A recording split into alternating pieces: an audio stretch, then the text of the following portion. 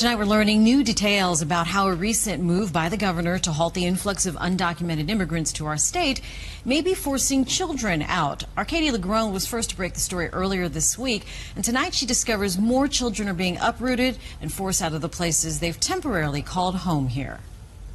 In this Florida home, 2 bedrooms remain fully furnished, the sheets made, handmade pictures hang on the wall.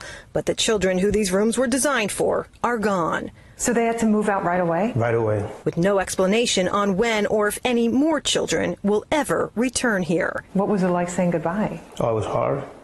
It was hard because, like I said, they get used to you. He's a foster parent who for the past 7 years has cared for roughly 250 children who arrive in the States through the government's Unaccompanied Children's Program, created to temporarily care for unaccompanied kids until they are united with a relative or sponsor. They are so humbled and so grateful. Yes, they are. Sorry. He's asked us not to reveal his identity because he's concerned the state's child welfare agency will punish him for speaking out. For months, he and his wife have been waiting for Florida's Department of Children and Families to renew their license to house unaccompanied kids. But the agency has yet to tell them anything. Their license lapsed in September, forcing them to suddenly say goodbye to the teenage brother and sister they'd been looking after for weeks. Heartbreaking, heartbreaking. I couldn't believe it. I came in and cried.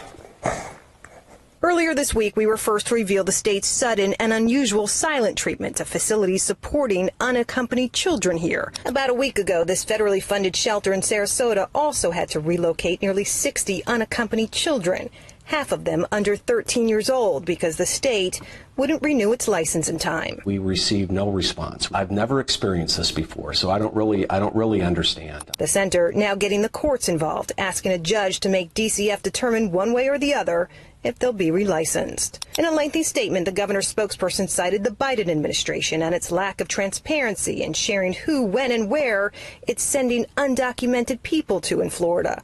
The governor now pushing back, broadly directing state agencies to stop supporting federal efforts, including this directive to DCF to, by and large, not renew the licenses of anyone caring for unaccompanied children. People have a misrepresentation of these kids, A lot of people think, these kids, they're gang members, they're killers, and, they're rapists. No, it's not. It's everything the opposite. Back in this home, art remains the handmade reminders of the children who have come and are now gone. This foster dad and his wife hold on to pictures and videos of the children they've served. These are kids you're dealing with, and all these kids deserve a second chance. They deserve a chance in life. Praying politics doesn't stop the mission they believe they were meant for. When you dedicate yourself so much to these kids and you give all you have in your heart, it hurts. It really hurts. Despite our repeated requests to DCF about these licensing issues, they appear to be giving us the silent treatment as well, telling us they don't comment on pending litigation. Katie Legrone reporting.